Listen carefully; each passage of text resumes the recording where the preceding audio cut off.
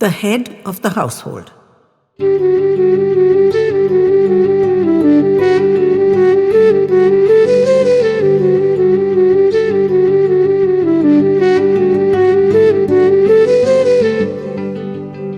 Hi Vikram. I know I'm a voice from the past, but this is a desperate plea for help. I can think of no one else who could even remotely fit. And you have not one but 3 special qualifications. You already know my parents from your visits in our college days. Decades ago, it's true, but my mother will surely remember you too, which is a bonus. You speak our dying language fluently, which will make communication with Ma easier. And you are the most hardcore skeptic I've ever known, which is exactly what I need right now. And above and beyond all these, I trust you, old friend. It's been long and I had to locate you through social media, but I hope you will respond favorably to me for old time's sake. I'm in an impossible situation. You may not remember, but there was a large age gap between my parents, almost 15 years. My mother is now 73, but healthier than most. And I would have said, in full control of her faculties. She's a regular walker and yoga practitioner and has a wide circle of friends. So, as I said, general good health, mental and physical. My father passed away a month ago. He was ailing and it was a blessed release for him. But of course, it was still terrible for us. He was the classic authority figure, you will remember, the old-style head of the household. And though he'd been sick, he had the household firmly in his grip. We felt that emptiness most particularly. Ma especially, I know. I live close to my parents, and my wife and I have always dropped in on them almost every day, more so after Pa took seriously ill, and the kids go over on Sundays, so we are closely connected. They wanted to live on their own, and now Ma insists on continuing to do so. 2 weeks after my father passed, I dropped in as usual after work, but stopped dumbstruck as I entered the living room.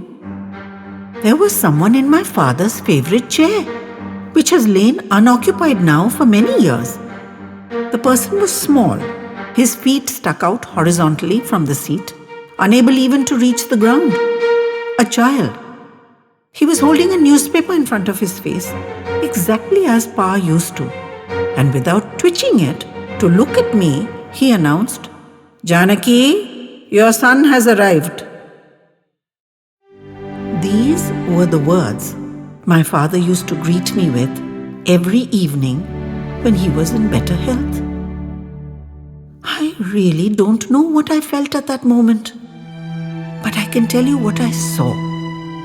A young boy in Pa's chair, in the exact posture he always sat in, holding and shaking out the newspaper in the same way and uttering his identical words. To say I was gobsmacked is to understate it by a mile. Ma came in carrying a tray of tea. She was smiling cheerfully, no trace of the stress or anguish that had cut deep lines in her face these last few years. "Raj, you don't need to worry about me being alone anymore. Your father has returned to look after me, so I'll be fine. I've made some tea. Will you have a cup, G?" turning to the youngster. I collapsed into a chair in complete shock as the young rascal grunted at her in a most familiar fashion. She busied herself serving him his tea as I tried to figure what the bloody heck was going on. It seems the doorbell had rung in Pa's trademark triple ring at around noon that day. And Ma had opened the door to discover this young lad. He'd walked in with total confidence and authority, asking her in Pa's exact words, "What have you prepared for my lunch today?" And here's the punch, Vikram. He spoke in our native language. Perfect intonation, accent and grammar, according to Ma. And from what I've heard subsequently, I'd have to corroborate that. There are only a few people who speak this obscure language anyway, and surely not many young boys. So how has this scamster acquired this fluency?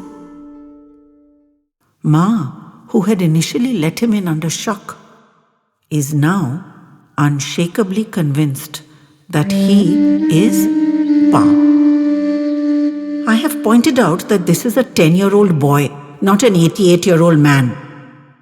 She informed me condescendingly that he had to appropriate whatever body was available. But most certainly, this was her husband, and who should know better than she? The kid treats me as his son, in fact exactly as Pa did, I cringe to admit, and expects to be called Papa. And Ma is hugely upset that I've categorically refused to do so. Overruling my mother's protests, I have moved into my parents' home these last few weeks. I cannot leave her alone with him, however safe she may feel. I've checked hospitals, police stations, missing persons lists, Vikram, to see if I can get a handle on who this kid is and what he's trying to achieve here. Though actually the second part is obvious. He's on a free ride. Physical and financial comfort, with Ma tending to him hand and foot, delighted that now he will be with her in her old age. My Ma's no pushover, Vikram. She's never given a jot of credence to any of the charlatans that abound nowadays. She's always been eminently practical, with her feet steady on the ground. But this young chappie has completely bamboozled her. She will brook no word against him. I'm at a loss for explanations or even understanding. I can't even throw him out, he's just a child. And the uproar from Ma were I to do something like that, that's a whole different story. Evidence. I need evidence. Nothing less than that will suffice. And I simply don't know how to get it. But you were a bloodhound on these fakers in our college days, and I pray you haven't lost your love of the chase. Disbelieving as I am, I tell you truly, Vikram, it's a fantastic act. He never slips. He walks, talks and behaves exactly like my dad. He's the undisputed head of the household.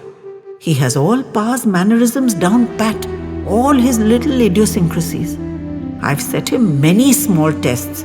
He sails through them without a hint of anxiety, without even seeming to know they are a test.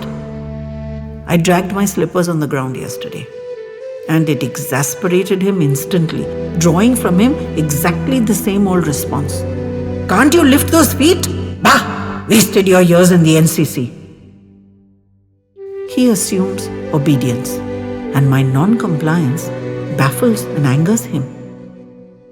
His every gesture is reminiscent of Pa. But he couldn't even have been born when Pa was in good health and able-bodied. So how on earth is he? And of course, the question I cannot make myself face is, what if it's not an act? I need you, buddy. I'm too embroiled in this absurd situation myself. My eyes are bearing a witness that my mind cannot accept. My mother is deeply invested in this fraudster now, and convincing her otherwise will be traumatic, like losing Pa twice.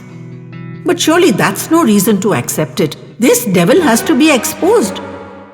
And I don't have the wit or the gumption to do it. I implore your help, Vikram. I don't know whom else to ask. I know it's an absolutely ridiculous proposition, but what can I say? I'm out of my depth. Please come, and as soon as possible. I can trust no one else in this madness. In desperate hope and prayer, your old schoolmate, Raj.